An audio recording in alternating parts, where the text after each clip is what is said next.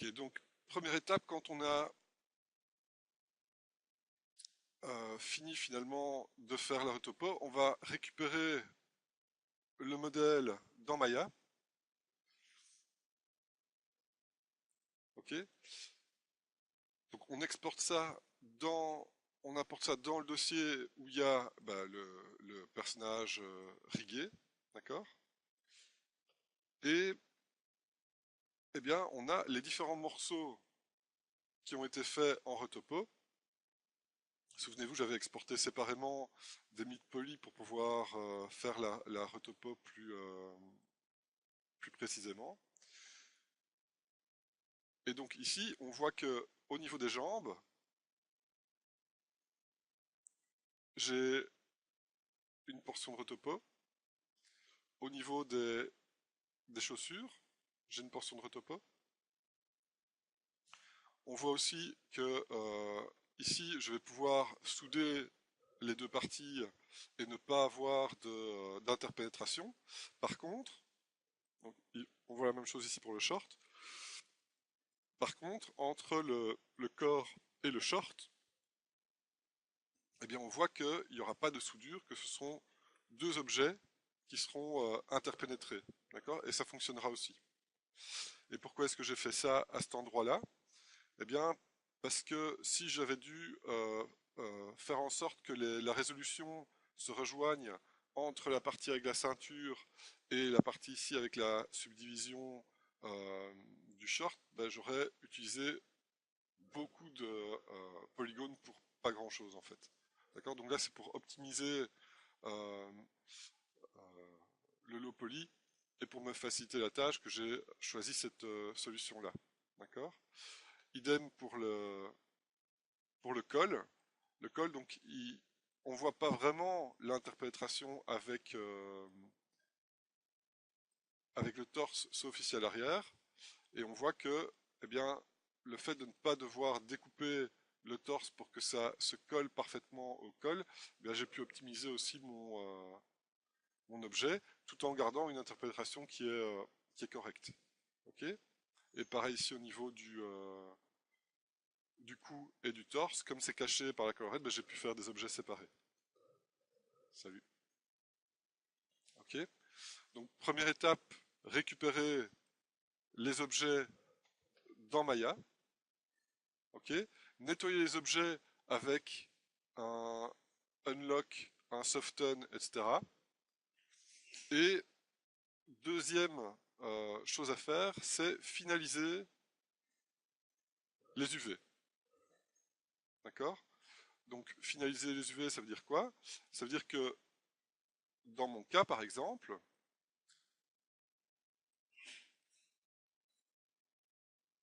les chaussures, eh bien, elles sont différentes puisqu'elles n'ont pas la même tronche. Les jambes sont différentes parce que je sais bien qu'au niveau du high poly, j'ai une petite sangle ici.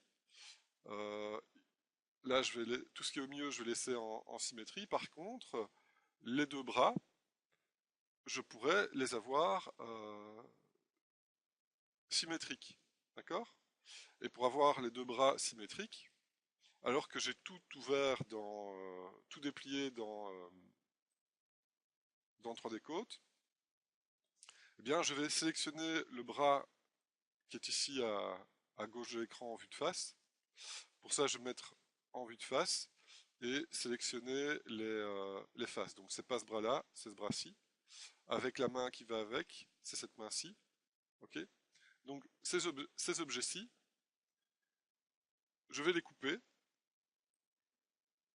je vais faire un edit mesh. Où est-ce qu'il est? Mesh. L'extract ici. Donc je fais un extract pour extraire les objets. Vous voyez que maintenant, en dessous de mon node torso, eh bien, j'ai trois objets, les deux bras et le torse. Ok. Je vais sélectionner mes objets, faire un delete history pour nettoyer tout ça. Ensuite, je peux supprimer le bras dont j'ai pas besoin.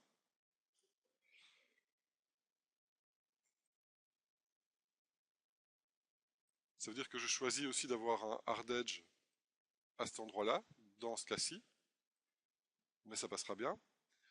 Pour le baking, ça va peut-être être plus facile aussi. Et alors, je vais sortir ça du groupe. Le node torso, je peux le supprimer pour renommer ceci en M bras et ceci en M torso. Et ça veut dire que maintenant, eh bien, je peux faire le puzzle final de mes UV et plus tard, quand j'aurai béqué le bras qui est ici à droite, eh bien, une fois qu'il sera béqué, etc., ben, je pourrai le dupliquer, faire un -1 en X au niveau du scale, et puis combiner à nouveau les deux objets pour avoir le mesh final des bras. D'accord? Donc ça, c'est un petit peu la filière pour la finalisation du personnage. Et donc, comment est-ce qu'on fait le puzzle du V? Bien, c'est assez simple. En général, j'enlève les petits morceaux et j'enlève aussi la partie, ici c'est la tête en fait. La tête, j'ai envie qu'elle prenne un petit peu plus de place dans les UV. Pourquoi? Parce qu'en général, bah, quand on regarde le personnage en gros plan, c'est des gros plans du haut du visage, etc., du haut du corps et du visage. Donc je vais vraiment faire attention à rajouter peut-être un petit peu de définition pour la tête et bien faire attention aussi à la définition du col. D'accord? Donc peut-être que je vais aussi augmenter un petit peu les yeux du col. Alors, tous les autres objets, en commençant par les plus gros, eh bien, je vais les déplacer pour essayer de trouver des solutions qui vont me permettre de, de faire un puzzle. Okay, alors, je ne vais pas passer un quart d'heure à faire ça, mais globalement, c'est placer les éléments euh, ensemble pour qu'ils s'emboîtent, okay, en fonction de leur forme, etc. Et donc là, on est en train de faire de la place pour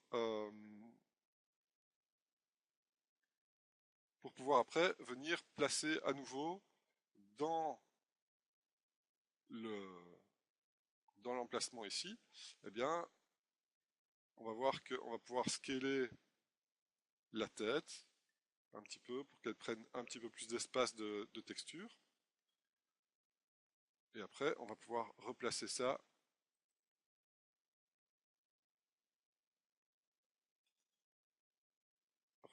ici. Ça aussi, j'aimerais bien que ça prenne un petit peu plus de place dans la texture. La tête, en général, j'essaie de la conserver droite parce que c'est plus facile à texturer. Mais si vous voyez que dans votre layout, vous pouvez optimiser ça en la penchant un peu, pourquoi pas. Et là, ici, ben, je vais refaire des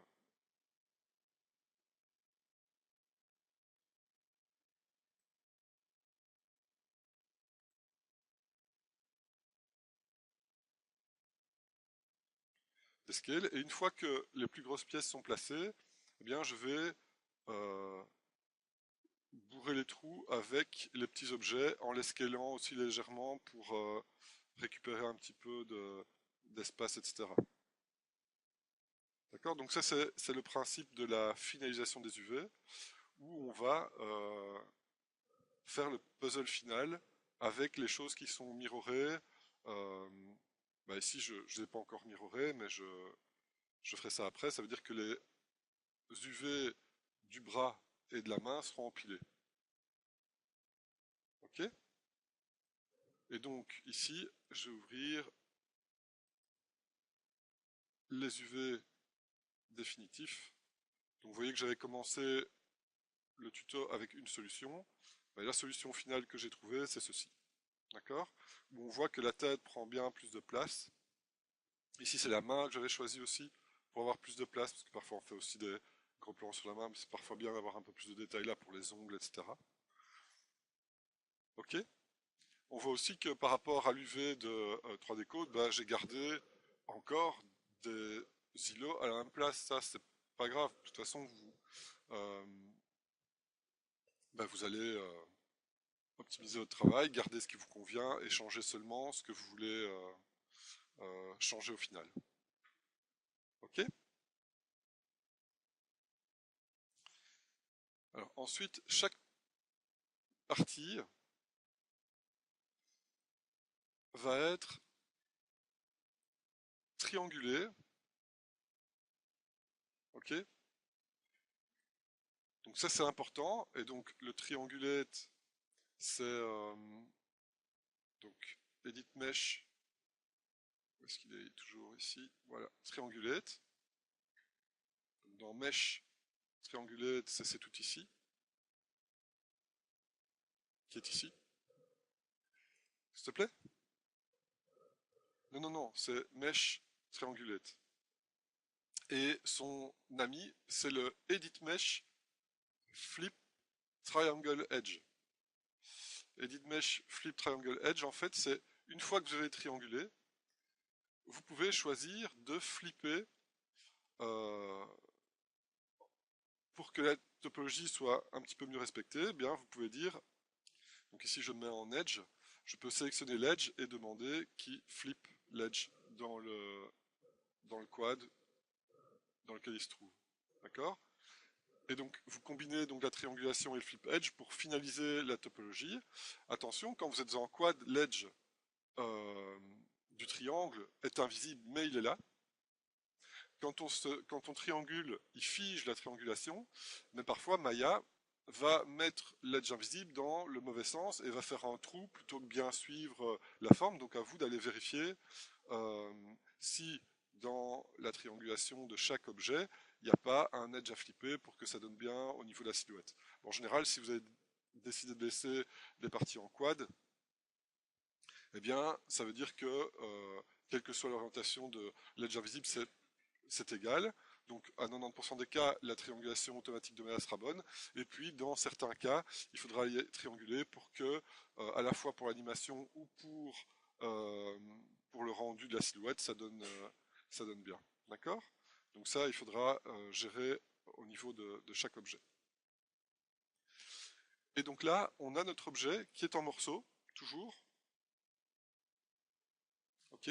Tous les morceaux mis ensemble eh bien, forment la map finale.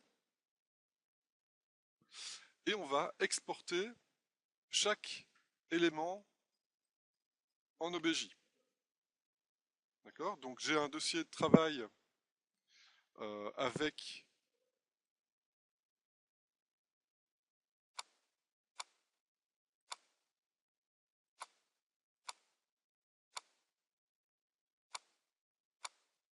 le baking. Et ici, en fait, j'ai les high poly exportés de ZBrush et j'ai les low poly exportés de Maya. D'accord? Et on voit que grosso modo, à chaque high poly correspond un low poly. Donc j'ai les bras, j'ai les chaussures, j'ai la boucle de la ceinture, d'accord? J'ai le col. Bon, ici j'ai fait deux versions du col parce que la première version ne se béquait pas bien. J'ai refait les UV pour que ça se béque mieux. Les yeux, la tête, les jambes, la moustache, les manches, le slip et le torse. Et on voit qu'à chaque low poly correspond un high poly. Donc c'est-à-dire que peut-être que à un moment de votre filière de baking, vous allez vous dire ah mais finalement j'aurais dû exporter la moustache séparément de mon high poly pour pouvoir baker ça sans avoir de problème de projection de la moustache sur la barbe, etc. D'accord? Pareil ici, vous allez voir que dans le low poly, la boucle de ceinture qui est au milieu du torse, eh bien elle est bakée dans la normal map. Celle qui est à l'arrière du torse aussi. Par contre, celle qui est au niveau de la ceinture et qui impactait beaucoup la silhouette, eh bien, c'est un petit morceau séparé. D'accord? Et là, on va donc aller dans X normal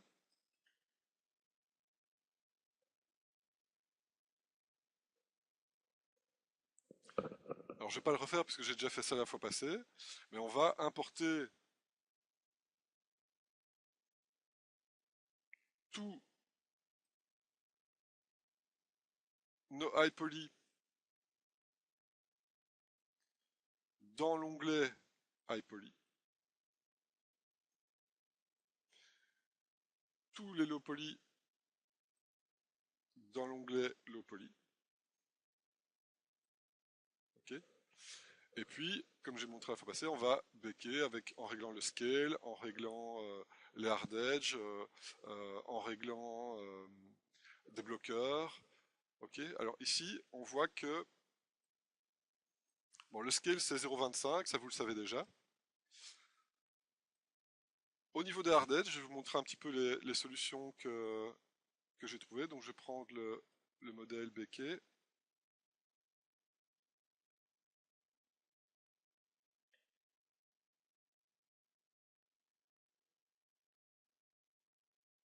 Ça, je vous montrerai après aussi.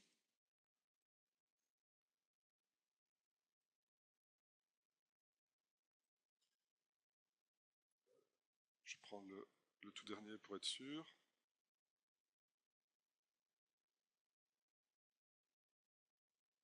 Bon, c'était mieux l'autre.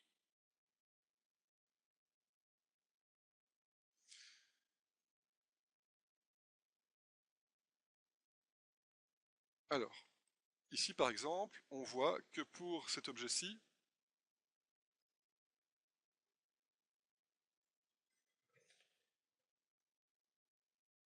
donc ici dans Mesh Display, dans Display, vous avez Polygone, et vous avez deux, trois modes d'affichage qui sont intéressants. Vous avez donc le Standard Edge, vous avez le Hard Edge Color qui est intéressant, le Border Edge et le Texture Border Edge.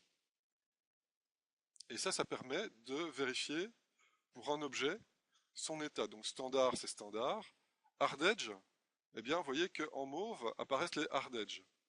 Et donc vous pouvez vérifier s'il y a des hard edge qui traînent et que vous ne voulez pas, ou si justement les hard edge que vous avez setupés sont toujours bien là. Et là on voit que pour la solution de la chaussure, pour bien béquer la chaussure, j'ai simplement mis des hard edge autour de la semelle. Et alors pour valider la normal map, eh bien vous allez voir dans l'hypershade que pour chaque... Là je vais mettre en mode bandelette en gros.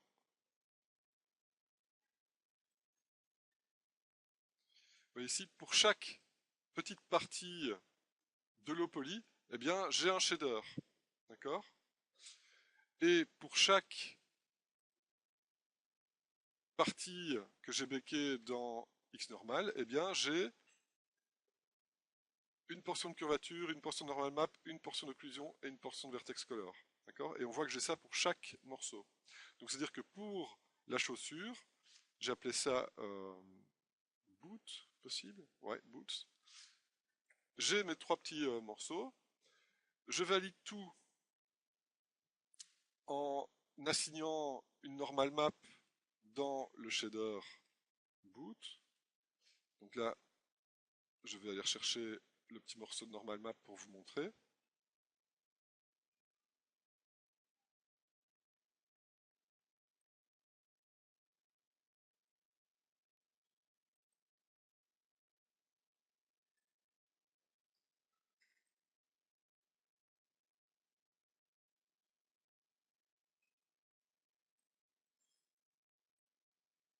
Ok. Et donc ici, grâce à l'affichage de la normal map, je peux valider le baking de cette portion-là. D'accord? Alors, pour cette portion-là, il n'y avait pas d'hard à faire. Pour cette portion-là non plus. Pour cette portion-ci, regardez ici,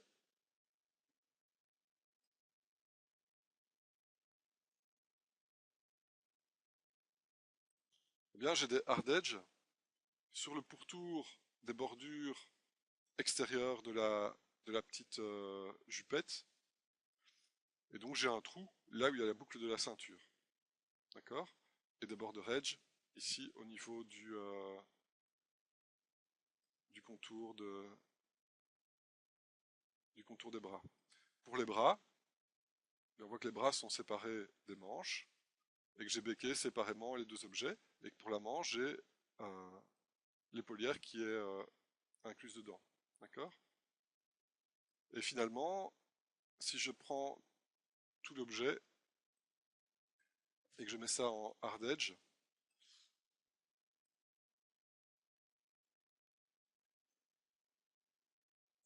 eh bien on voit que des hard edge, j'en ai principalement autour de la semelle, ici autour de la jupe, à chaque portion d'objet béqué, et c'est à peu près tout. D'accord? Donc ici, j'ai préféré couper le modèle en morceaux pour pouvoir béquer facilement plutôt que de setuper des hard edge, des cages, des bloqueurs, etc. J'ai juste utilisé des bloqueurs. Pourquoi?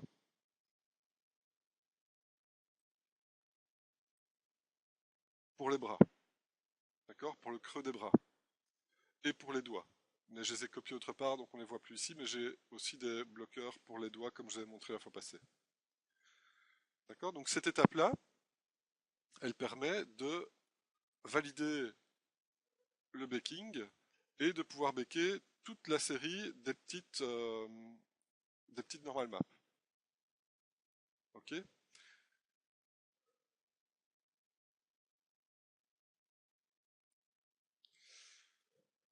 Donc une fois qu'on a fini le baking, qu'est-ce qu'il reste à faire? Bien, souder et mirrorer les parties qui doivent être mirrorées, tout ressouder ensemble pour le skinning.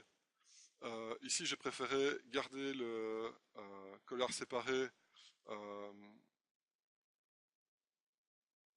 pour des raisons de baking, parce que j'ai rebéqué ça séparément, mais dans le modèle final, c'est combiné aussi. Et j'ai gardé les yeux séparés euh, pour, pour l'animation, d'accord? Donc les yeux, en général, on les garde séparés pour pouvoir mettre un os sur l'œil et le faire rotationner, d'accord? Ça veut dire qu'une fois qu'on a tout soudé, subsistent encore les hard edge à la soudure entre les objets et les hard edge qu'on a setupés pour le skiing. Donc ça, on ne les enlève jamais parce que la normal map est béquée sur un modèle avec hard edge. On ne peut plus modifier ça, sinon la normal map ne fonctionne plus. La normal map, elle correspond à une topologie. Elle corrige le, le, le shading, elle truque l'œil sur le shading d'un objet. D'accord? euh, Et donc, on recompose l'objet, et dans Photoshop, on va exporter, souvenez-vous, on avait exporté ça aussi pour la tête qu'on avait faite au premier projet. On exporte les UV snapshot à l'endroit nécessaire en 2048 par 2048 en TGA. D'accord? Bien cliquer sur OK quand vous avez fait ça. Et on va ouvrir ça pardon, dans Photoshop. Et dans Photoshop, qu'est-ce qu'on va faire? On va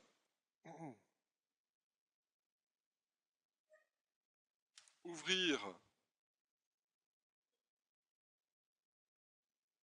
l'UV Layout et on va transformer ça en fichier PSD de travail. Donc ici, je vais changer ça en layer, je vais appeler ça wireframe, intervertir, intervertir, CTRL-I. Ensuite, je vais sélectionner avec la baguette magique mes îlots avec les trous, intervertir avec CTRL-SHIFT-I et remplir un nouveau layer. Et là, ce seront les zones de sélection. Donc je vais appeler ça zone. Alors les zones, c'est intéressant pourquoi? C'est intéressant pour rapidement piquer un îlot, ok, et pouvoir travailler à l'intérieur de cette sélection-là, et même de faire un expand de une vingtaine de pixels pour avoir le padding quand on veut travailler sur un îlot. Donc ça c'est assez intéressant pour ça. Bon, maintenant avec les outils automatiques de baking qui font des masques, etc., parfois c'est un petit peu moins utile, mais je la garde toujours au cas où j'en ai besoin pour plus tard. Ok. Et à l'intérieur de ce dossier, je vais faire mes 4 dossiers, normal map, occlusion, curvature et ID map. Ok. Et pour chaque portion de mèche béquée, donc là je vais aller chercher les TGA, ici je prends les bras, je vais ouvrir les quatre éléments, je vais prendre celui en normal map, dans le channel je vais récupérer la sélection pour rajouter le masque au layer, et avec Shift, dans mon dossier normal map, que je vais placer au-dessus des autres dossiers, je viens placer la main, je mets le wireframe en multiply, et donc maintenant je vais recomposer le puzzle, d'accord, avec tous les objets. Une fois que j'ai mis la normal map dans normal map, je clique sur ID, et là je prends le vertex color, et avec Shift je viens le placer ici, d'accord. Le curvature, je vais chercher curvature, et je le place avec Shift ici, et l'occlusion, chercher l'occlusion, et je viens placer ça ici, d'accord. Et je vais empiler, je peux fermer tout ça, je vais empiler chaque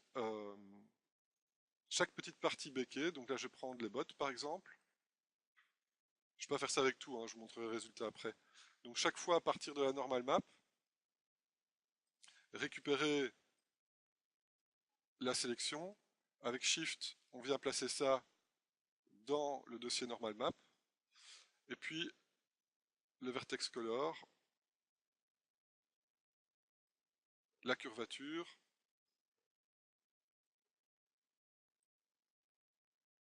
et là-haut. Et donc on va se retrouver avec empilé chaque petit morceau. Pourquoi est-ce qu'on met des masques que sur les parties normal map? Parce que vous voyez que les masques, il va falloir les retravailler. Par exemple, ici j'ai béqué le bras et la manche séparément, donc j'aurai un padding autour de chaque bras, mais vous voyez que l'îlot, en fait, il va falloir que je corrige la sélection de cette portion-là.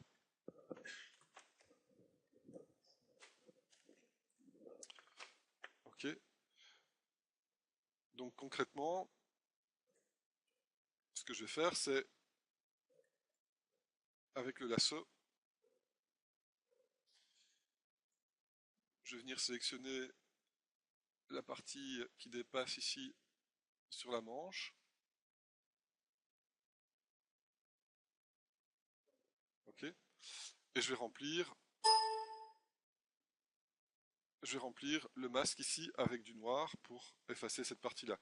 D'accord. Donc les masques, il faudra les ajuster. Pareil pour la chaussure ici. Vous voyez que j'ai besoin d'un padding entre ces deux îlots-là. Donc ça veut dire que la partie qui se trouve ici entre les deux, je vais devoir l'effacer pour laisser de la place. Je vais devoir l'effacer pour laisser de la place. Attendez, je vais faire ça convenablement. Je remplis ça de noir.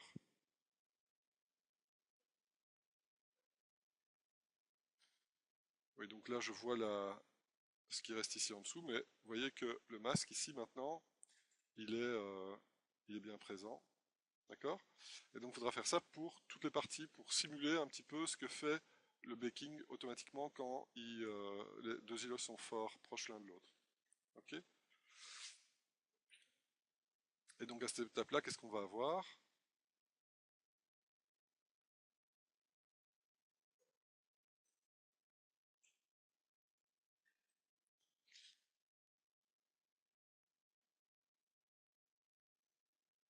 On va avoir donc tous les objets qui sont empilés les uns sur les autres. Pour l'ID map, on a exactement le même ordre, d'accord? Et donc on peut récupérer la sélection en faisant un contrôle-clic dessus et on vient l'assigner à l'autre en créant le masque à partir de la sélection. D'accord? Et donc, au final, on se retrouve avec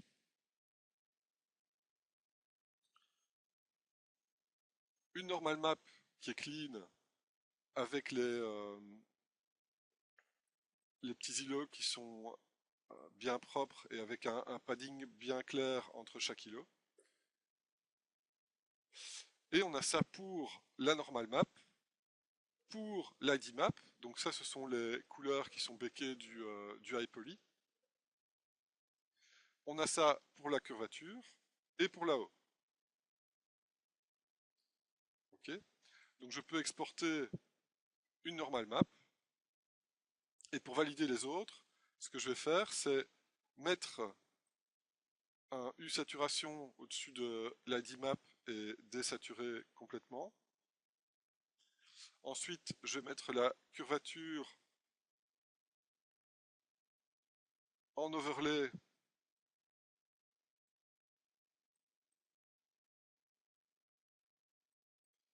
et là-haut en multiply.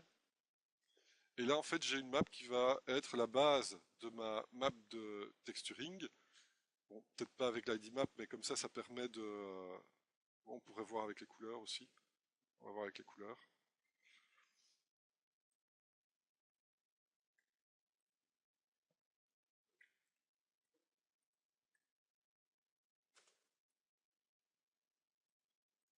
Ok, donc ici, on va voir le baking. La normal map, je la sauve en normal map, c'est déjà le cas. Et puis, je viens plugger ça à nouveau. Donc, si on voit la normal map complète, qui est béquée dans le shader final, donc c'est shader body. Et ici, je vais aller voir en fait ce qui a été béqué.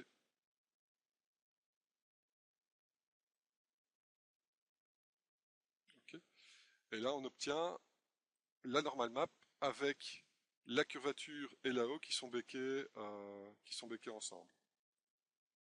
Là, on voit qu'il y a un petit overlap. C'est pas la bonne version du masque de cette partie-là, mais ça, c'est pas un problème. Là, on voit en fait le baking final. On voit que que ça a bien fonctionné.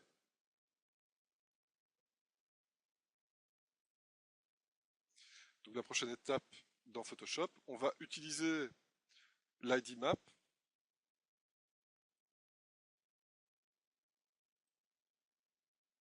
pour faire ce qu'on va appeler les sélections. Les sélections, c'est ce dont on va avoir besoin dans 3D Code pour texturer. Et comment est-ce qu'on va créer cette map de sélection? Eh bien, en dessous de l'ID map, je vais placer un layer gris pour gris 50%, ok, pour bloquer les couleurs de la normal map.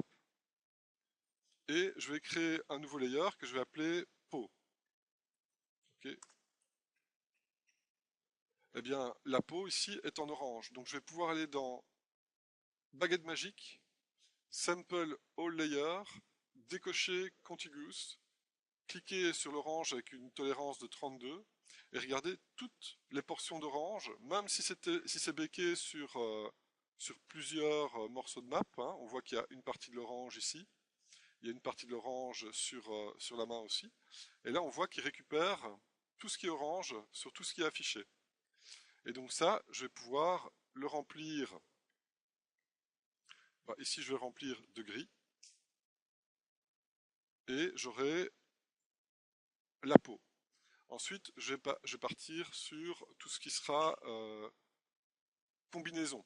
D'accord? Donc je vais faire un nouveau layer que je vais appeler combinaison. Et je vais aller rechercher tout ce qui est combinaison. Et dans le cas de ce personnage-ci, c'est tout ce qui est mauve, tout ce qui est bleu marine et tout ce qui est bleu foncé. Alors là, vous voyez qu'avec la tolérance et le choix des couleurs que j'ai fait dans ZBrush, il y a des choses ici au niveau du métal qui sont ajoutées et qui ne sont pas nécessaires, donc ça je vais les enlever. Et je vois qu'il a aussi récupéré quelques pixels qui étaient entre le brun et le mauve, qui ressemblaient un petit peu à ce mauve-là. Donc ça, je les enlève et je remplis ça de gris. D'accord? Et là se construit petit à petit toute ma série de sélections.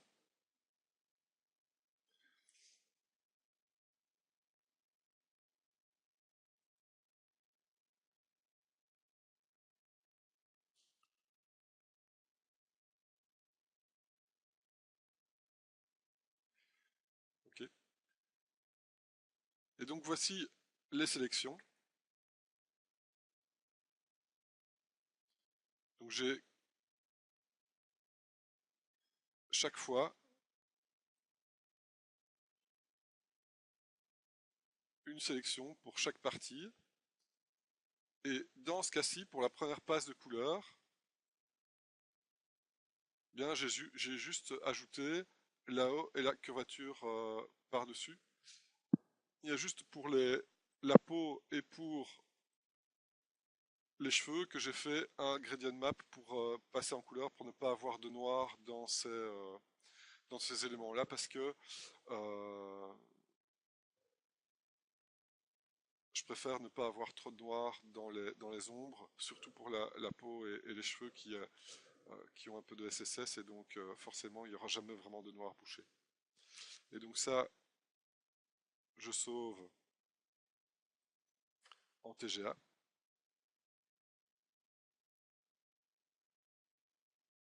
Ça c'est sans le 3D Paint.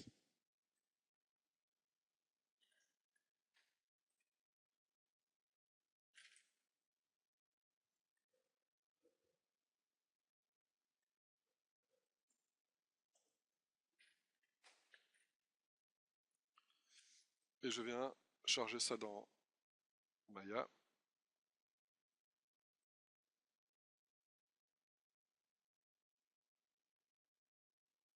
Okay.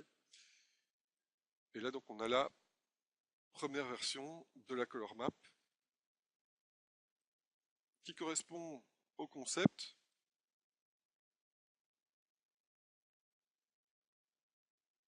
Et donc ça, c'est la base du texturing.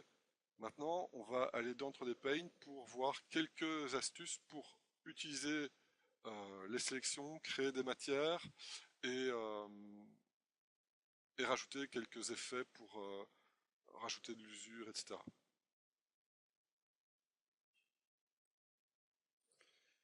Alors pour la peinture 3D, je préfère partir du modèle quand il est encore coupé en morceaux. Ok, pourquoi? Parce que ça permet plus de souplesse, ça permet de cacher certaines parties plus facilement.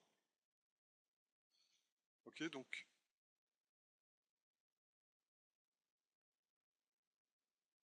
je vais quand même combiner les objets similaires.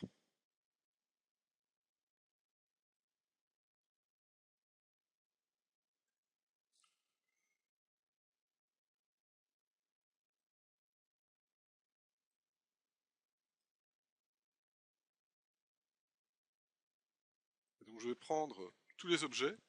Et pour pouvoir récupérer les objets, donc je vous conseille de bien nommer ça dans Maya. Pourquoi? Parce qu'on va faire un export de la sélection et on va exporter ça en FBX.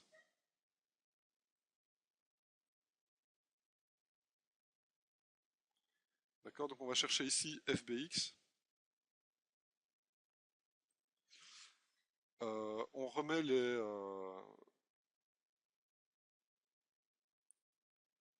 presets par défaut. Et on va avoir un nouveau dossier, 3D Paint, dans lequel on va mettre donc notre explorateur en FBX. Et donc ici, on va faire un file import, model for pixel painting, et on va aller chercher le bonhomme. Alors ici, il faut bien sélectionner.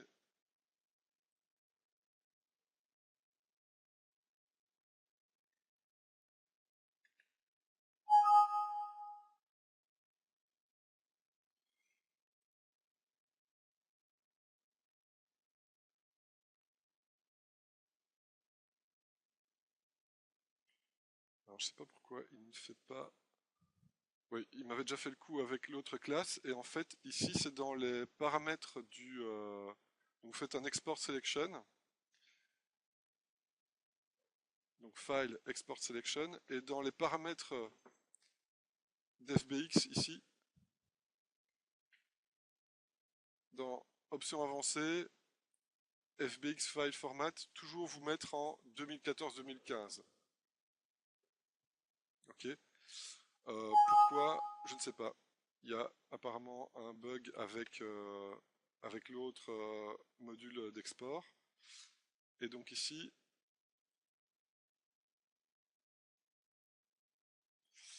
ça marche. Donc il vous permet d'accéder au module d'import, bien setuper la taille des textures.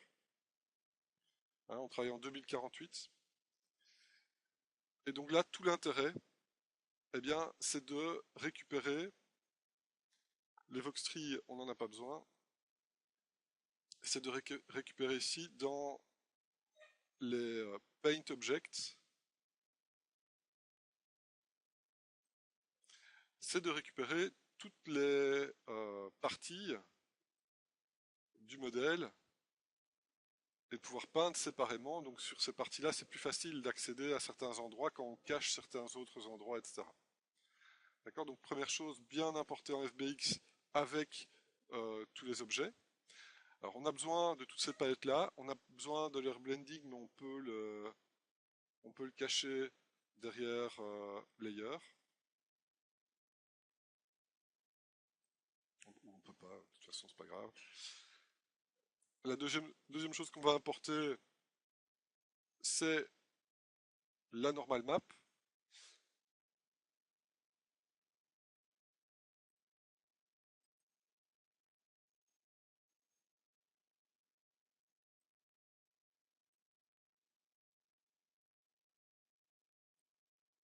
Et là, bien faire invert green, souvenez-vous pour le personnage. Ici, je vais éclairer un petit peu plus la scène. Donc on a notre normal map qui est dans un layer. Ensuite, on va importer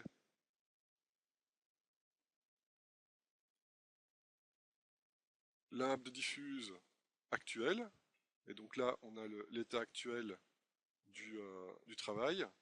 Et alors, important,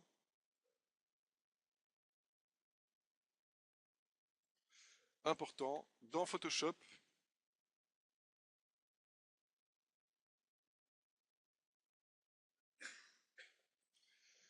on va exporter aussi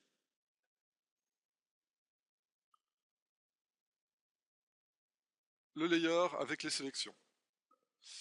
Et donc là, je vous montre comment créer ce layer-là. Donc je vais enregistrer ça. Ça s'appelait Explorer Sélection.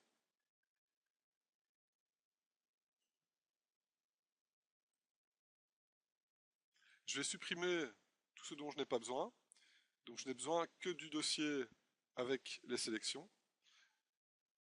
Je vais le fermer et tout le reste, je supprime. Je vais tout garder dans un dossier et je vais renommer ça correctement. Et là, je vous demande d'être bien vigilant. Si vous ne voulez pas avoir des problèmes de nomenclature, justement, de masque, de chaque fois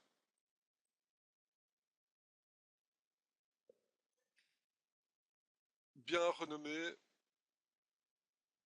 vos sélections. Donc ici, par exemple, ce sera Select Eye Pupille. D'accord? Et ça, c'est la sélection de la pupille de l'œil. Pareil pour l'iris. Et donc, toujours avoir le mot select dans votre nomenclature de sélection. Et ça, j'enlève du layer. Je peux supprimer le layer et faire ça pour tous pour tous les éléments.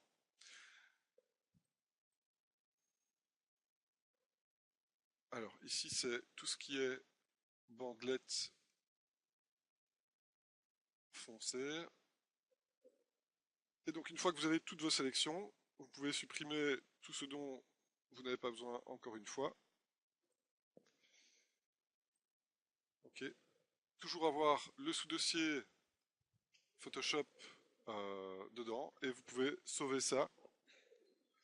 Pourquoi? Parce que après on va récupérer ça dans 3D Coat. Et là donc c'est un texture import layer colors et là on va chercher le PSD avec les sélections. Et regardez ce qu'il fait. En fait, dans 3D Coat, il vous donne un sous-dossier avec les sélections avec le bon nom.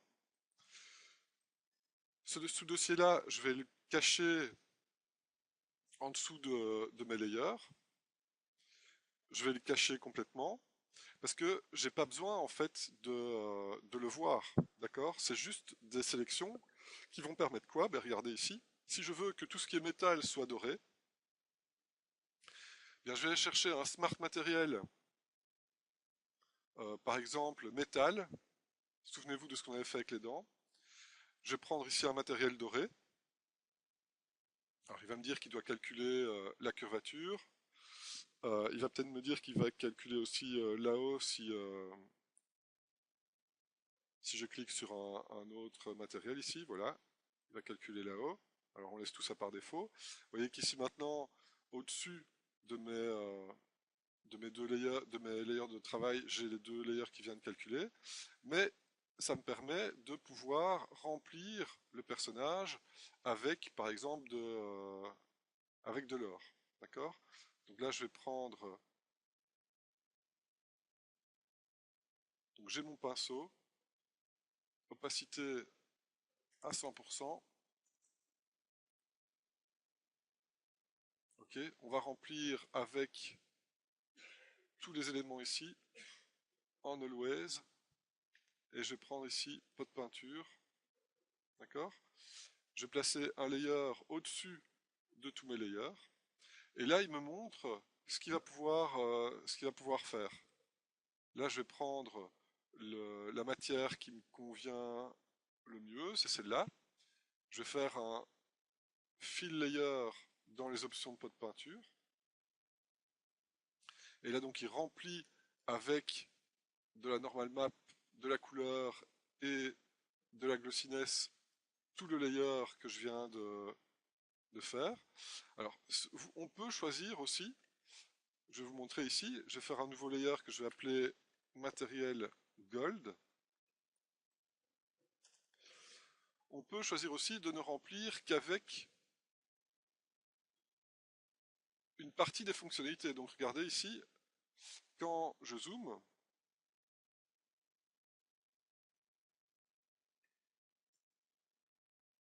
quand je zoome, regardez là, c'est l'état avec couleur et glossiness. Si j'enlève la glossiness, je n'ai que la couleur. D'accord? Et je peux soit ajouter, soit retirer la normal map. Dans ce cas-ci, je ne veux pas qu'il y ait de normal map qui vienne s'ajouter, donc je décoche la normal map avant de faire mon fill layer ici dans les options de pot de peinture.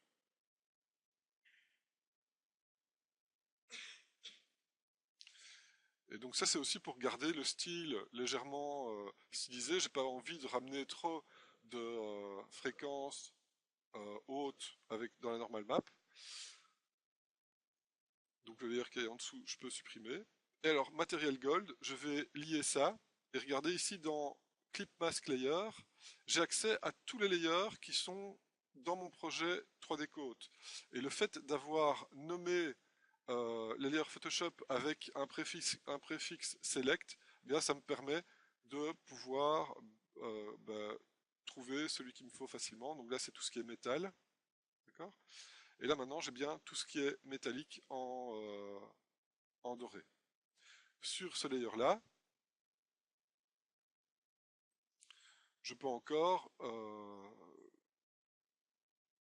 changer par exemple l'opacité de la glossiness et dire que finalement sera à 50% de glossiness, d'accord? Et là, on voit que ça devient un or un petit peu plus patiné, d'accord? Et tout ça sera bécable par après. Alors, au niveau de la méthodologie pour texturer le personnage, ce que je vous propose de faire, hein, donc là, je vous montrais comment rajouter de l'or avec le masque, le clip masque au niveau de la sélection. Maintenant, c'est pas comme ça que je commence le texturing. Alors ici, il y a beaucoup de fenêtres qui sont ouvertes. Je vais réduire un petit peu euh, la taille des bidules ici. Je vais placer les layers et les options de layers. Donc ici, on a les layers. Donc ça, ce sont les différentes couches sur lesquelles on va travailler. Et layer blending, en fait, ce sont les options. Dans cette version-ci de 3D Code, on voit que tout ce qui est opacité, etc., se trouve dans layer blending et plus dans layer. Donc il faut toujours avoir cette fenêtre-là ouverte aussi. Alors ici, j'ai les paint objects qui sont mes objets low poly, et tool option, ça c'est en fonction des tools que j'utilise. Donc je vais laisser ça ici sur le côté. Ça c'est en fonction des tools que j'utilise, et ça c'est en fonction des tools que j'utilise aussi. Donc ça veut dire que maintenant, par exemple, je vais commencer par faire toute une série de dégradés qui vont me permettre de déjà donner un volume et ancrer le personnage dans un univers. Donc ce que je vais faire ici, c'est rajouter un dossier. Le Metal Gold, je vais le cacher, je récupérerai ça après. Et ce dossier-là, ça va s'appeler Gradients. Et là, je vais faire toute une série de dégradés qui vont mettre le personnage en volume ou certaines parties du personnage en volume. Par exemple, à l'intérieur de ce layer-là, de ce dossier-là, je vais faire un layer et ce sera le méga dégradé. Ok? Et le méga dégradé, c'est quoi? Eh bien, ça va être utiliser une couleur d'ambiance. Là, pour le moment, ce sera du bleu. Dans Photoshop, je pourrais changer, mais pour le moment, ce sera un bleu légèrement mauve et désaturé. Ok? Et j'aimerais bien faire un dégradé du bas du personnage vers le haut du personnage avec des couleurs plus foncées vers le bas et des couleurs plus claires vers le haut. Donc ce que je vais faire, c'est afficher tous les objets, puisque si je cache un objet, cet objet-là ne va pas recevoir les modifications que je vais faire maintenant. Donc j'affiche tous les objets, sauf les yeux. Je prends le pinceau, du coup on voit qu'il y a une série d'options qui disparaissent. Au niveau de mes Smart Material, attention de bien cliquer sur Close, et vous voyez que les options de Smart Material disparaissent. C'est important de bien savoir que quand vous utilisez un Smart Material, eh bien, tant que vous avez cliqué dessus, ça reste actif. Donc si vous voulez peindre maintenant, vous n'allez pas pouvoir peindre avec la couleur et le pinceau que vous utilisez, puisqu'il y a un matériel qui est actif. Donc toujours bien cliquer sur Close pour fermer votre Smart Material. Ensuite, vous vous mettez en vue de face. Vous choisissez le mode de peinture sélection et vous allez chercher dans les stencils. Alors, les stencils, comme j'ai tout racrapoté, on ne voit plus où ils sont. Donc les stencils sont ici. Dans les stencils, je viens chercher le gradient top-bottom que j'avais fait en première partie d'année. Souvenez-vous, on avait fait ça sur la tête du personnage. Si vous ne l'avez plus dans votre 3D Code, vous allez le rechercher en faisant un new et vous allez rebrowser jusque là où vous avez sauvé votre TGA la dernière fois. Et alors, au niveau du stencil, on va choisir le From Camera. Et là, on voit que le dégradé apparaît dans la caméra. Alors, pourquoi est-ce que c'était en Cube Mapping avant? Eh bien, parce que quand on est en mode Smart Material, il fait une projection en Cube Mapping. Donc, il faut se remettre en From Camera si on veut voir son stencil. Alors, je veux que le bas soit peint, mais pas que le haut soit peint. Donc, dans le stencil, ici, je vais faire un invert pour que la partie blanche soit sur le bas. Ensuite, je vais déterminer la taille de mon stencil et son emplacement. Et je vais remplir avec un rectangle et je décoche le Ignore Backface.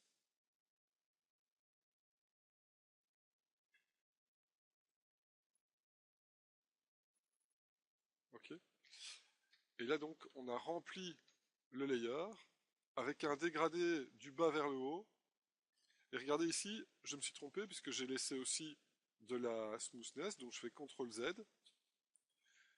Je décoche la spécularité, je reviens ici et je remplis à nouveau.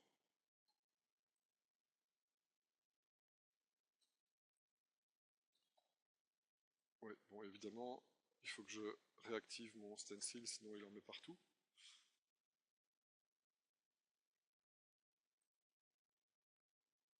Voilà.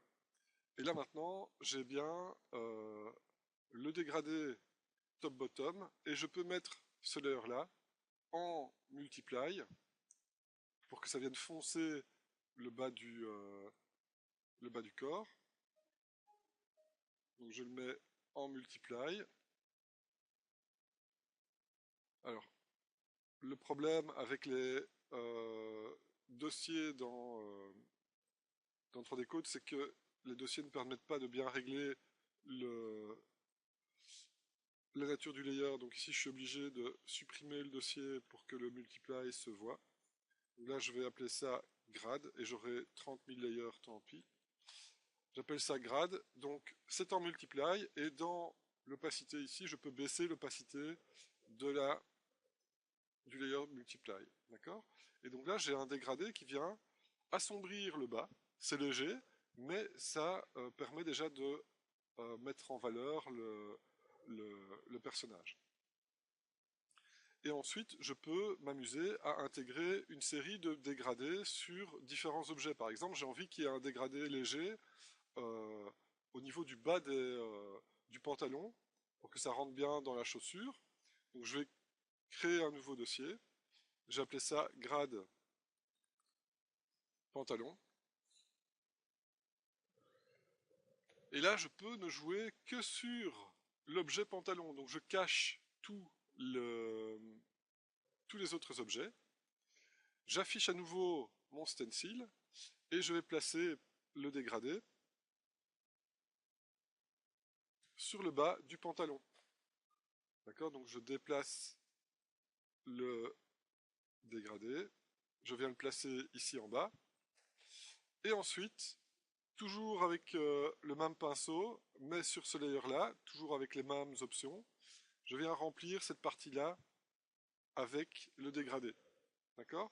Ce qui fait que quand je ferme et que je mets ceci aussi en multiply avec une opacité, là je vais mettre quand même plus fort, 65%, que j'affiche le reste, eh bien j'ai bien un petit dégradé ici au bas de mon pantalon qui vient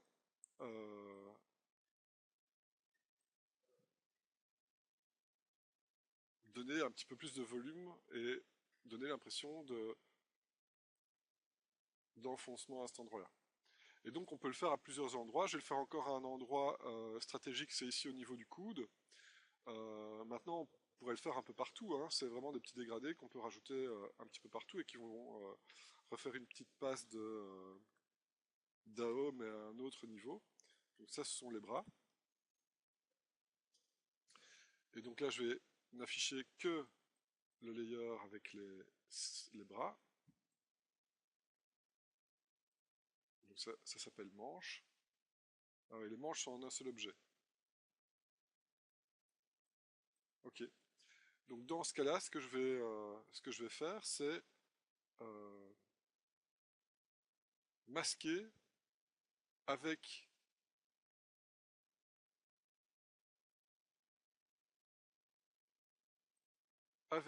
l'outil sélection polygonale. Je vais masquer la partie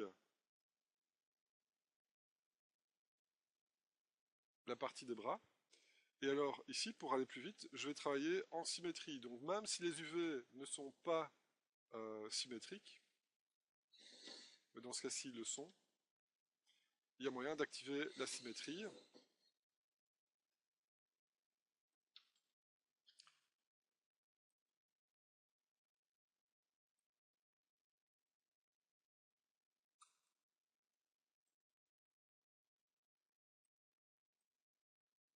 Donc là, je suis en train de cacher les faces pour pouvoir après inverser ce que j'ai caché.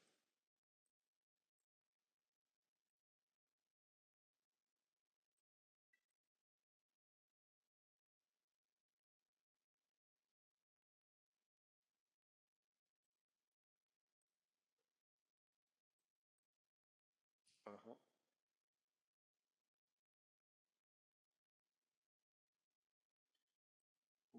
Bon, ça marche pas super bien. S'il te plaît?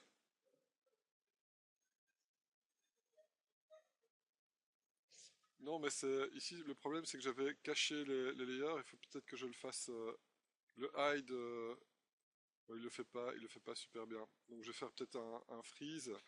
Donc là, je vais freezer avec l'outil polygonal. Je vais freezer les parties sur lesquelles je veux travailler.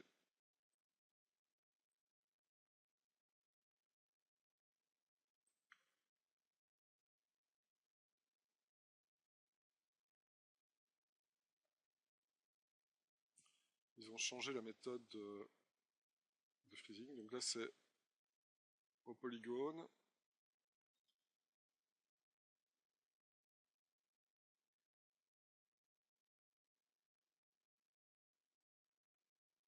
Donc chaque fois qu'on commence à travailler, on travaille dans un polygone. Donc là, je vais freezer cette partie-là. Donc dans 3D Code, il y a moyen de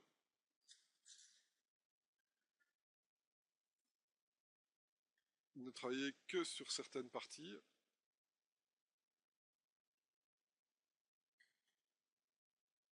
Alors, j'avoue que la preview n'est pas toujours facile à digérer. Donc, ces espèces de damiers qui bougent en permanence, c'est pas ce qu'il y a de plus délicat à la vue, surtout quand on inverse et qu'on voit des gros damiers qui passent partout. Mais c'est pas trop grave. Et ici, ça permet quoi? Eh bien, ça permet de placer le stencil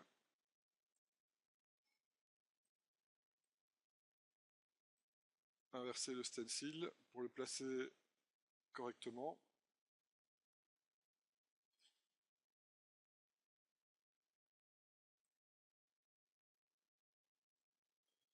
Et alors, dans le gradient arm ici, on va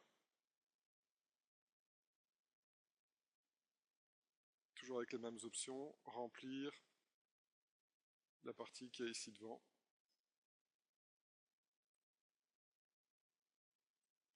Et on voit donc que ça n'a pas influencé sur ce qui était freezé. Freeze, unfreeze all. Ok, et on met ça en multiply avec une petite opacité. Et là, avec un pinceau normal, je vais venir peindre ce qui manque.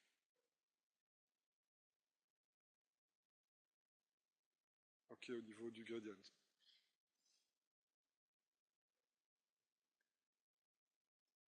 Donc la suite, c'est déterminer une série de matières. Et pour ça, j'ai les sélections. Donc là, qu'est-ce que j'aimerais bien? J'aimerais bien une matière légèrement cuirée. Donc je vais faire matière cuir 1. Et donc ça, ce sera tout ce qui est euh,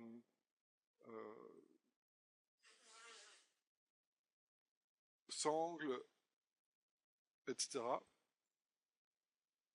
Donc là, je vais chercher à nouveau dans les smart matériels. J'ai ici des cuirs différents. Je vais prendre par exemple le cuir numéro 1 ici, afficher la preview, et du cuir, salut salut, ça va bien? Du cuir, en fait, je n'ai besoin que de la spécularité. Ok? Donc, je n'ai pas envie qu'il y ait de détails de normal map. Je n'ai pas envie qu'il y ait de couleur qui soit changée, je veux juste la spécularité du cuir. Et une fois que je suis content avec la sélection du cuir, eh bien je fais un fill object au niveau des options de layer ici.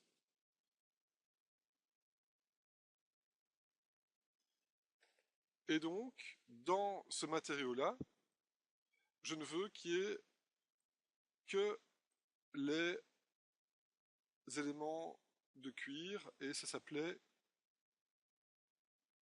cuir. Okay, et donc maintenant, dans ce layer-là, j'ai bien la matière de cuir qui est imprimée pour tout ce qui était présélectionné en cuir. Maintenant, qu'est-ce que j'aimerais bien? J'aimerais bien aussi du tissu. Et regardez, pour le tissu, je vais appeler ça mat fabrique. Là, pour le tissu, ben, c'est autre chose que j'aimerais bien avoir comme info. J'aimerais bien que l'info que je récupère du tissu soit la maille du tissu. Donc, pas la spécularité, pas la couleur, mais la maille du tissu, dans la normal map. D'accord? Donc je vais choisir d'abord la bonne maille, celle qui m'intéresse le plus. Là, il n'y en a pas. Ah.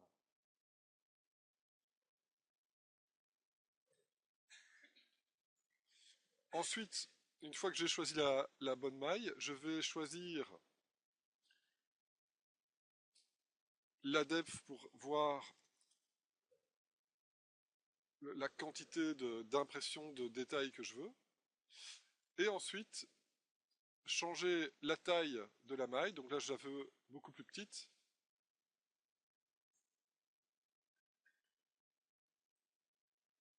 OK. Et son orientation. Donc je peux orienter la maille aussi pour qu'elle soit horizontale ou en oblique, etc. D'accord? Donc on peut gérer la taille, l'orientation et le placement de la maille avec les objets de déplacement ici. Une fois que c'est fait, je remplis mon layer.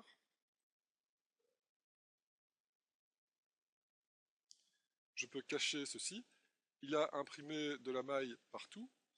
Et maintenant, je peux dire, eh ben, cette maille-là, je veux qu'elle ne soit que dans quoi?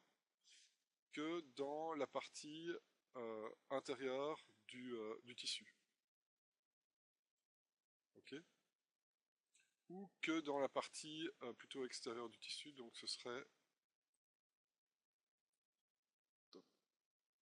Voilà. D'accord?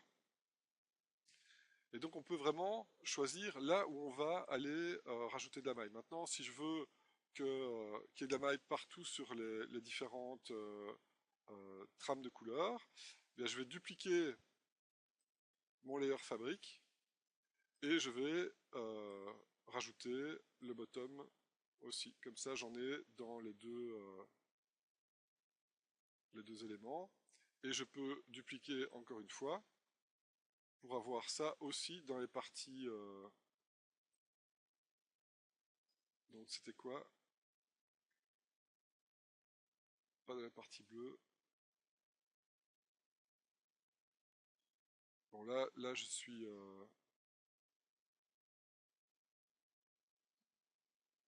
Ah oui, c'est dans Suit. Donc Suit ce sera une autre couleur. Donc ça c'est pour la... Donc j'ai pas les sélections qui permettent de remplir ça, c'est pas grave, parce qu'il y aura une autre matière pour le reste. Donc ça je peux jeter à la poubelle. Et je peux continuer par exemple à rajouter une matière pour la combinaison. Et là, j'ai envie que ce soit une matière un petit peu plus latex, par exemple. Donc, je vais chercher du cuir. Je vais prendre un cuir un petit peu plus brillant. ouvrir la preview. Et donc dans le cuir brillant, je veux qu'il y ait la normale et la spec. Ok, avec une depth à 25%.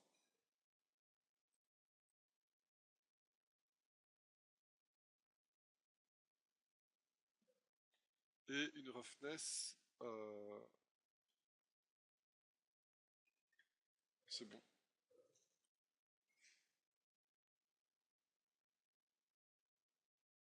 Et donc ça, je vais faire moins de roughness. Ça, c'est préprogrammé.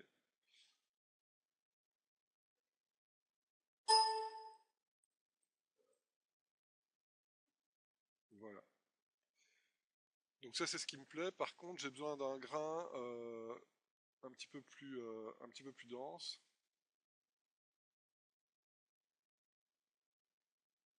Et la roughness, il faudra que je la diminue dans le truc. Donc ça, vous voyez qu'ici, je peux remplir avec plus qu'une seule boule. Donc là, je remplis avec de la normal map et avec de la spécularité. D'accord? Donc je remplis le layer.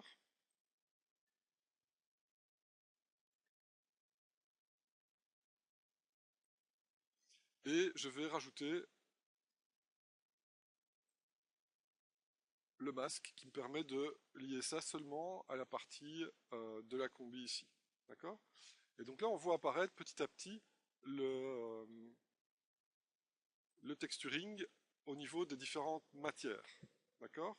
Ça, c'est la deuxième partie après les gradients. Alors, une fois qu'on a programmé la matière, on peut toujours euh, demander qu'il y ait moins de depth, donc moins de profondeur, et qu'il y ait un petit peu plus de roughness. Donc la roughness ici, je mets à 50%, non, elle est déjà à 100%. Je vais la mettre à 150. Ok, donc vous pouvez toujours paramétrer les différentes matières ici dans le layer blending, les options de layer blending. D'accord? Et donc là, on voit que dans notre Paint 3D, on va pouvoir vraiment bien faire évoluer le look final de la texture. Ça va pour les matières? Donc là maintenant, on a un jouet qui sort de sa boîte, qui est tout propre. D'accord? Donc on va lui rajouter une passe d'usure, de salissure, de vécu, etc. Attention, c'est là que ça peut devenir un peu rock'n'roll. Faut pas en faire de trop non plus. Souvent, avec les smart masks, ben, on va commencer à rajouter de la crasse partout, de la rouille partout, des crasses dans tous les creux. Bon, là, il faudra commencer quand même à y aller mollo, peut-être éditer quand même certaines affaires. On va voir comment on va gérer ça. La première chose que je vais faire, c'est un layer que je vais appeler euh, donc maintenant, c'est la partie wearing, hein, donc la partie usure. Et la première chose qu'on va faire, c'est de la poussière. Alors, comment on va faire pour mettre de la poussière sur les personnages? Eh bien, on va encore utiliser les layers. On ne va plus utiliser les smart matériels. On va utiliser un mode de peinture avec des contraintes. Donc là, par exemple, alors, ce que je vous conseille de faire, c'est de prendre le pinceau et d'utiliser une couleur super flash comme du jaune fluo. Okay, et ensuite, vous allez choisir de remplir votre layer avec un masque. Et dans les masques, en fait, les masques automatiques, vous pouvez dire par exemple More on top. Et quand je clique sur More on top, eh bien, voilà ce qu'il propose. Évidemment, il faut que ce soit de la couleur, d'accord, et pas de la spécularité. Enfin, on pourrait avoir une couche d'huile qui lui tombe sur la tête et augmenter la spécularité. Mais ici, je veux que ce soit mat, donc je laisse ça. Si je veux que ce soit mat, je vais mettre la spécularité avec la roughness à 100%. Comme ça, je suis sûr que c'est mat, comme de la poussière, même sur le cuir, mais j'aurai de la poussière mat. Donc ça, c'est une bonne idée. Et ensuite, je vais jouer sur les deux paramètres de masque qu'il y a ici. Je peux jouer sur le degré, okay, et je peux jouer sur le contraste. Et regardez, en jouant sur ces deux éléments, je peux déterminer que la poussière va aller vraiment sur le dessus des éléments. Et une fois que j'ai setupé le masque, c'est juste une preview, hein, d'accord? Il n'y a encore rien pour le moment. Mais une fois que j'ai setupé le masque, eh bien, je peux changer la couleur et faire une couleur de poussière,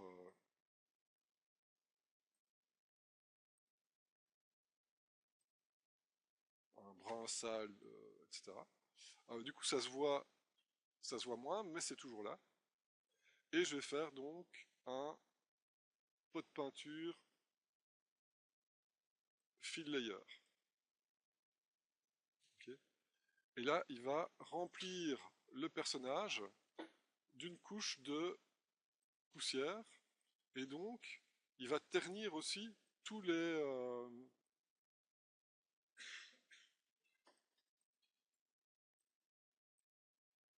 tous les éléments. Maintenant, c'est un peu hardcore, donc on peut légèrement baisser l'opacité, mais ça reste quand même de la salissure. Et alors, la poussière en général, c'est peut-être sur les habits, etc., mais sûrement pas sur la peau. Donc ce que je vais faire ici, c'est rajouter comme clip mask la peau. Et donc là, pour le moment, il y a de la poussière que sur la peau. Et puis, dans les options, ici, je fais invert clip mask. Et là, maintenant, il n'y a plus de poussière sur la peau, il n'y en a que sur les accessoires. Et donc, on va faire de l'usure d'accessoires, en fait. On va pas faire de l'usure sur la peau. La prochaine étape, ce serait par exemple, en dessous de la poussière, on va faire un calque avec de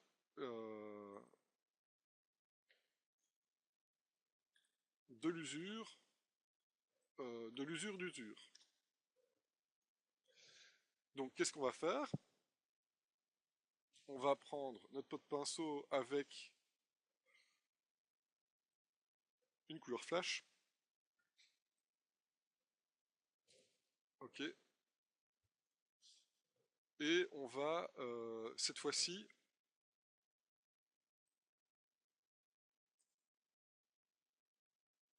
on va pas faire more on top, mais plus dans les creux. Non, de l'usure, on va faire plus dans les bosses. Et là, on va changer encore une fois le degré, changer le contraste. Et qu'est-ce qu'on voit? Eh bien, on voit que tous les edges vont être usés par la couleur. Ensuite, je vais prendre une couleur d'usure. Donc, je prends un gris neutre chaud. Je fais un fill layer. Et ce layer-là, je vais le mettre en screen. Ok, screen pour venir éclaircir toutes les petites parties qu'il y a ici. Et alors par exemple, j'ai envie que ceci soit l'usure seulement du cuir. Donc je vais rajouter usure du cuir. Ok. Et donc maintenant on voit que le cuir est usé avec tous les petits edges qui sont en clair.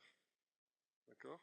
Et on voit que ça a bien usé ici par exemple la petite lanière qu'il y a ici. Ok. Encore une fois, on peut réduire l'opacité, etc. Je crois que vous avez compris le principe. On peut mixer maintenant plusieurs choses. Par exemple, au-dessus de la poussière et des l'usure ici, donc c'est pas wear finalement, c'est wear cuir. On parle en bon franglais. Donc ici maintenant, ce sera les usures et on va rajouter de la crasse. Alors la crasse, On va la mettre en jaune fluo pour le moment pour bien voir où on va la mettre.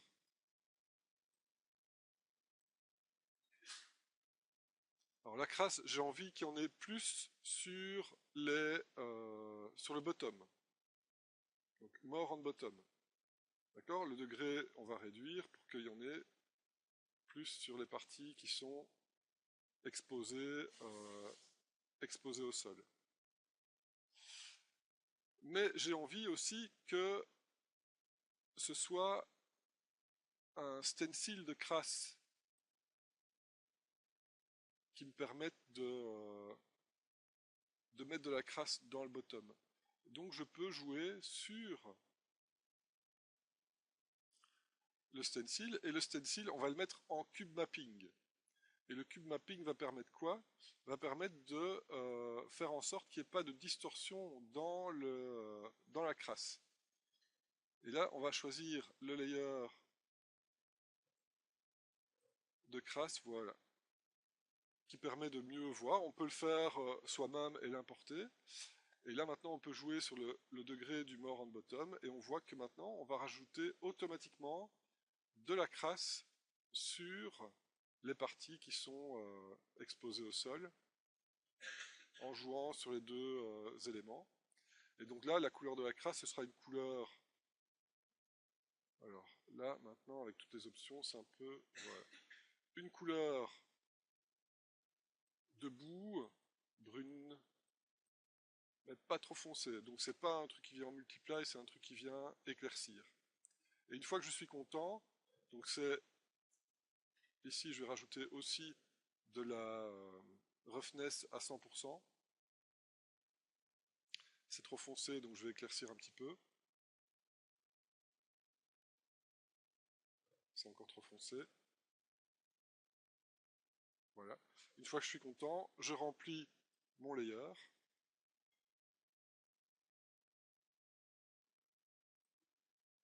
Ok.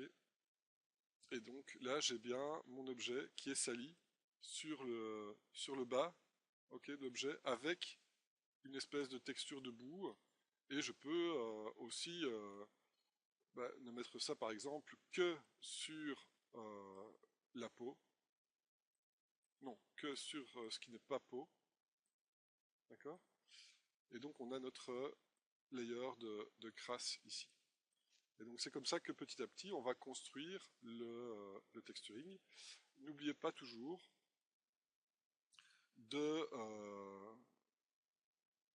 d'utiliser, donc là ce sera les teintes, et ça ce sera de la color. N'oubliez pas que vous pouvez, sans utiliser de masque spécifique, venir peindre à la main des couleurs par exemple, toujours en symétrie. On peut peindre en symétrie même si la texture n'est pas... Et donc là, je vais mettre en color, avec une opacité légère. Et là, c'est la peinture à la main où on va rajouter... Donc là, je suis en mode pinceau, mode pinceau normal, voilà. Et là, on vient rajouter des teintes de couleurs sur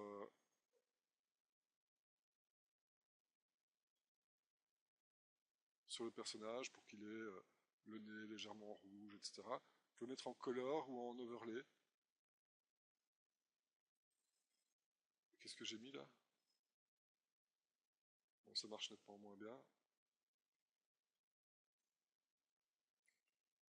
Donc opacité 10%. Donc je recommence ici en overlay.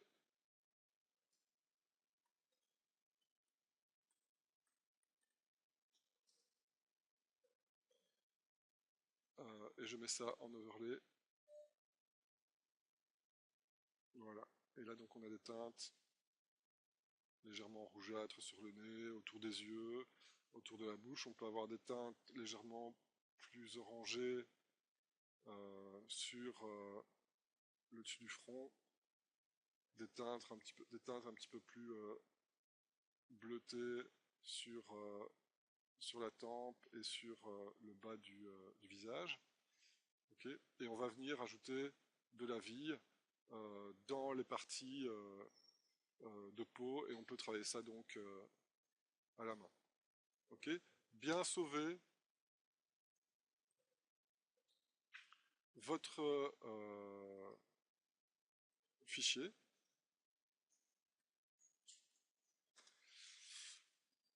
Et une fois que vous avez fini, vous allez pouvoir exporter tout ce que vous avez fait. Alors écoutez bien parce que là c'est important. Il y a plusieurs choses à exporter.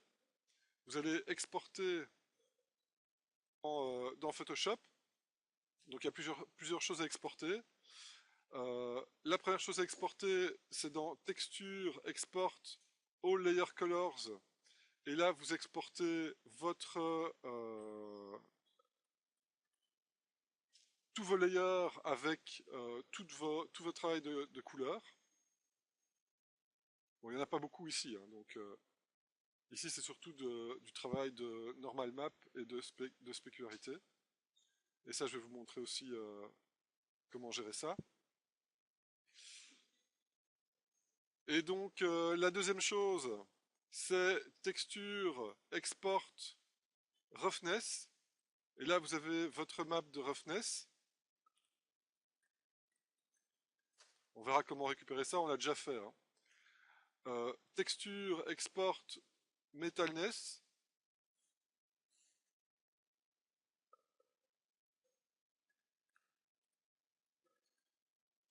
Et attention, pour exporter la normal map et n'avoir que les modifications que vous avez faites dans la normal map, vous décochez le layer normal que vous avez importé et vous faites un texture, export, normal map, tangent space.